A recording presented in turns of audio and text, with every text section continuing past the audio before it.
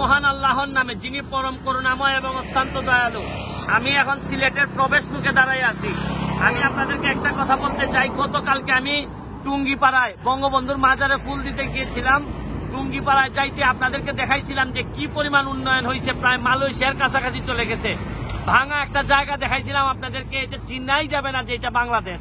কিন্তু এখন যে কারণে আসছি, আমি সিলেটের সন্তান, সিলেটে আসছিলাম আজকে। সিলেটে ঢাকা থেকে আসতে আমার সিলেটে লেগে গেছে 6 ঘন্টার উপরে। আমি যে কথাটা বলতে চাই আপনাদেরকে, ঢাকা থেকে চিটাগাং এর দূরত্ব হচ্ছে গিয়ে 250 কিলোমিটার, ঠিক। আবার ঢাকা থেকে সিলেটের দূরত্ব 250 কিলোমিটার। কিন্তু ঢাকা থেকে যদি আপনি এখন চিটাগাং এ যান, এই জননেত্রী শেখ হাসিনার সরকার যে উন্নয়ন করছেন তাতে মাত্র 3.5 ঘন্টায় আপনি চিটাগাং এ যাইতে পারবেন।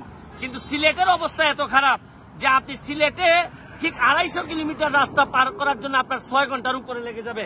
রাস্তার অবস্থাটা আপনারা দেখেন।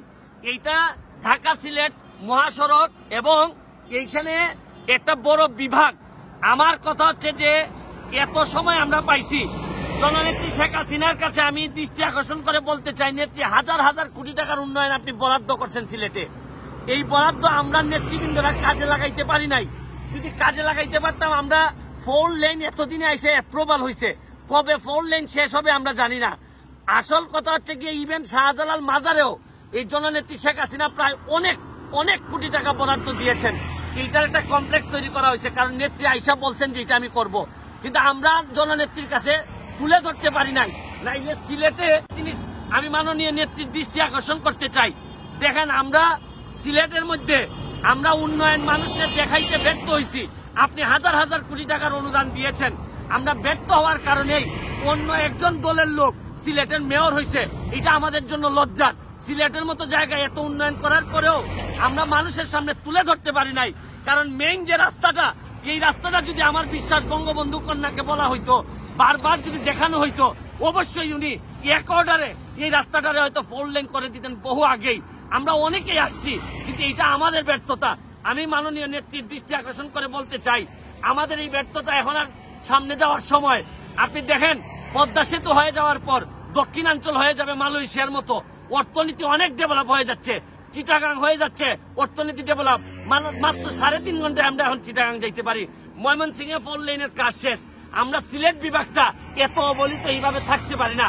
আমি মাননীয় নেত্রী, আমি আপনার দৃষ্টি আকর্ষণ করে বলতে চাই, আমাদের অবস্থাটা একটু দেখেন, আমাদের অবস্থাটা দেখে একটু ব্যবস্থা নেন। আমরা যারা আছি তারা আঞ্চলিক চিন্তা করতেছি, সিলেটের চিন্তা হয়তো আমরা বেশিরভাগ লোক করি নাই। যদি সিলেট বিভাগের চিন্তা করতাম, তাহলে একমাত্র রাস্তা যেটা, এই রাস্তাটা কখনোই এত খারাপ অবস্থা হইতো না। আপনি এমনিতেই তো 2 লেন এটা, তারপর রাস্তার অবস্থা এতই খারাপ যে আপনি ভালো করে চলতেই পারবেন না। অসংখ্য জায়গায় ভাঙা।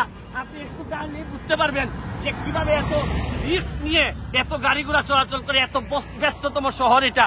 আমি পরিশেষে লাইভ থেকে বিদায় নেওয়ার আগে একটা কথাই বলবো, আমি বিশ্বাস করি এত হাজার কোটি টাকার উন্নয়নের পরেও আমরা একটা 4 লেন পাই নাই, এটা আমাদের ব্যর্থতা।